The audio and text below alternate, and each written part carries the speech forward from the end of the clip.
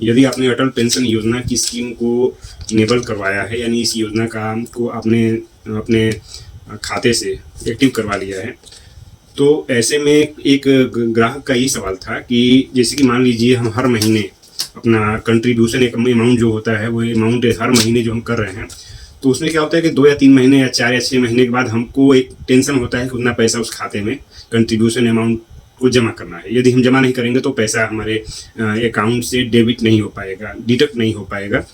तो ऐसे में ऐसा कोई स्कीम बताइए जिसमें कि इसमें हम एक ही बार पैसा डाल दें और वो पैसा ऑटोमेटिक मैंने वो उससे कटता रहे, पूरा पूरा एपीवाई में एक ही बार पूरा पैसा चला जाए।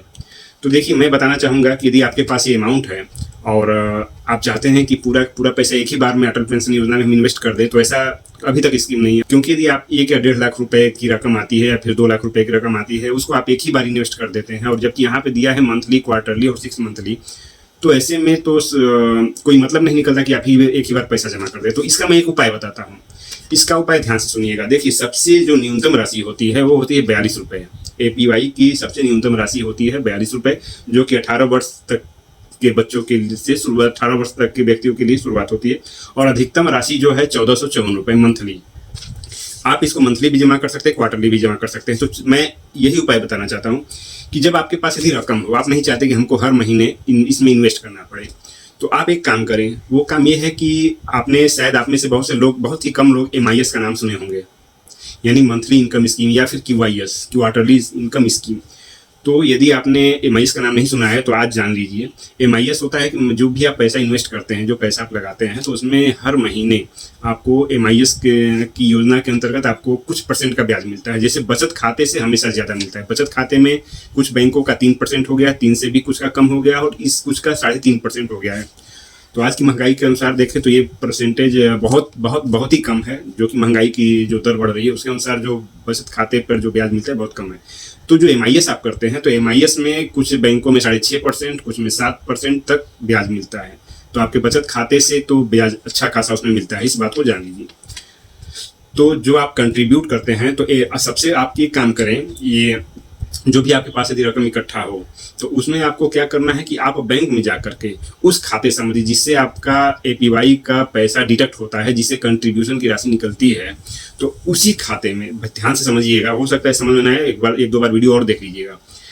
उसी खाते में आप MIS को एक्टिव करवा लीजिए। कहने का मतलब कि बैंक में जाइए, जिस खाते में आपका APY है, चाहे पोस्ट ऑफिस में है, तो उसमें चले जाइए, वहाँ पे चले जाइए, वहाँ से कहिए कि हमको अपना MIS करवाना है, और वो उस MIS का पैसा उसी खाते में जाए जिसमें हमारा APY कटता है। तो देखिए, MIS जो होता है 5 वर्ष के लिए होता है, 5 वर्ष की अवधि के लिए। फिर भी आप नहीं चाहते कि आपका कंट्रीब्यूशन जो है अमाउंट बार बार नहीं देना चाहते, तो आप उस रकम को, जो आपके पास इकट्ठा रकम है, उसका MIS करवा लीजिए। वो MIS का जो ब्याज है हर महीने आपके, यदि QIS करवाते हैं तो हर तीसरे महीने में आपके उस अकाउंट में चला जाएगा, जिससे कि APY का पैसा कंट्रीब्यूट होता है।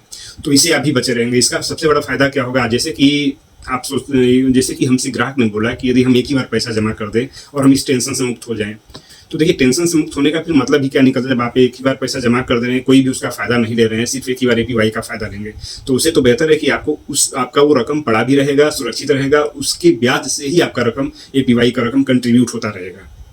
तो इसके लिए यदि आपके पास रकम है, मान लीजिए यदि आपने 630 रुपये या फिर 752 रुपये, जितना भी अमाउंट का आपने APY करवाया जो कंट्रीब्यूट करते हैं, तो आप सबसे पहले 6.5% के हिसाब से आप ये निकाल लीजिए कि यदि हम इतना पैसा जमा करेंगे तो 6.5% के हिसाब से हमारा मंथली इनकम स्कीम में मंथली पैसा कितना हमारे खाते में क्रेडिट होगा, जमा होगा।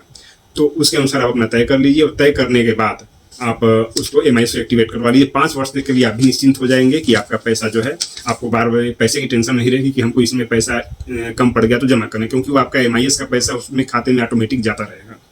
और इससे आपका ये APY की भी स्कीम चलती रहेगी। लगभग हमारे केंद्र से कुछ नहीं तो कई 2016 से CSP का काम शुरू है, तो 2016 से अब तक लगभग 2500 से भी अधिक लोगों के APY हमारे यहाँ से हो चुके हैं। लेकिन APY की इतनी अच्छी स्कीम के बारे में, इतनी अच्छी स्कीम के बारे में बहुत से लोगों को ये पता नहीं है। उनको लगता है कि हमारे खाते से पैसा कट रहा है, कैसा कट रहा है। लेकिन इसके बारे में जिस दिन आप जान जाएंगे ना, तो ये आप स्कीम खुद लेना शुरू कर देंगे। खुद ही आप कहेंगे कि नहीं, हमारा भी स्कीम एक्टिवेट कर दीजिए, क्योंकि ये आने वाले समय में आपको एक वित्तीय सहायता प्रदान करता है। और यदि आपके पास पैसा है, जिसके पास पैसा है, तो वो इसके अनुसार, इसके साथ साथ यदि टैक्स पेयर नहीं है तब मैं बात कर रहा हूँ, और इनकम टैक्स रिटर्न भी फाइल नहीं करे तब मैं बात कर रहा हूँ, तो इसके साथ वो अपना कहीं और भी निवेश कर सकते हैं, जैसे कि स्टॉक मार्केट है, ज़मीन है, प्लाटिंग है। तो ये हर किसी के बस की बात नहीं होती और हर कोई ये नहीं कर पाता।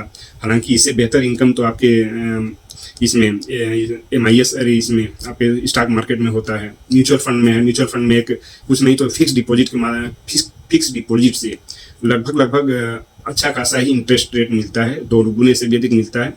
ये मार्केट के ऊपर निर्भर करता है। तो ये आपके ऊपर निर्भर है कि आप कहाँ पर पैसा लगाना चाहते हैं और कैसे लगाना चाहते हैं। लेकिन सबसे 3 काम अवश्य कर लीजिएगा।